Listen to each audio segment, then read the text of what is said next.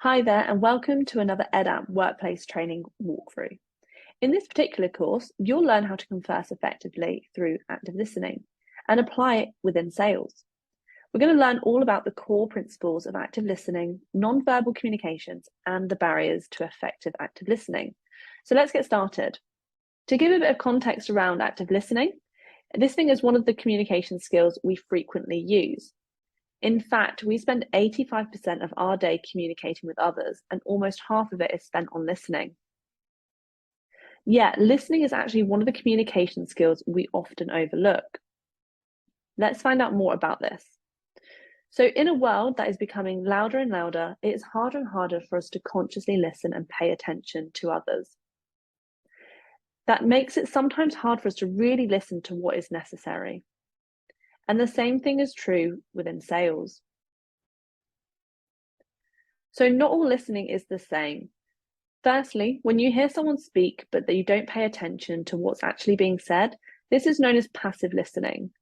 And if I just drag the bar to compare a different type of listening, the next we have is active listening, which is when you consciously make an effort to really understand what the other person is saying. So how does this apply to sales? Well, active listening occurs when you listen and respond to your customers in a way that builds trust and understanding. And gone are the days when salespeople simply succeeded by talking the customers through the product. In fact, people working in sales are sometimes known as talkers, which implies that they would focus more on what to say about the product or service rather than truly understanding their prospects' needs and wishes. So now we have a bit of a knowledge check to check in on our understanding of active listening. So we've got a statement with some missing gaps, and we can use the buttons at the bottom to complete this statement. So active listening occurs when you consciously listen to your customers to build trust and understanding. So let's submit our response, see if we were correct. Yes, and we absolutely were, so we can move forward. So why is active listening crucial in driving sales? Well, firstly, it helps you to overcome customers' objections. So when you listen to the customer and their reasons behind their objections, it's easier for you to address them and improve your strategy. Next up, it helps you lessen initial resistance from customers.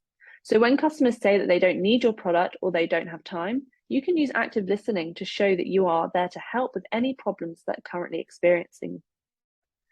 And lastly, it helps seal the deal. Customers have concerns that need to be heard, and when they feel that they are truly listened to, they are more likely to build a trusting relationship with you and the product you're trying to sell to them.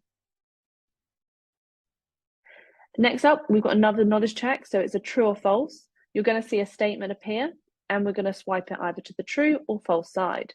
So let's go. We've got our countdown, and our first statement is, we spent more time listening than writing, reading, speaking. And we're going to move that to true, which is correct. Next up, customers have concerns that need to be listened to, which we know is definitely true. Sales representatives can overcome customers' objections through active listening. Yes, they absolutely can. And if we have time for this, the timer just ran out. So we're going to move on, and that brings us to the end of this lesson. So this is just the first lesson in our EdApp course about active listening. To see the full course and to deliver it to your teams for free, visit the link in the description.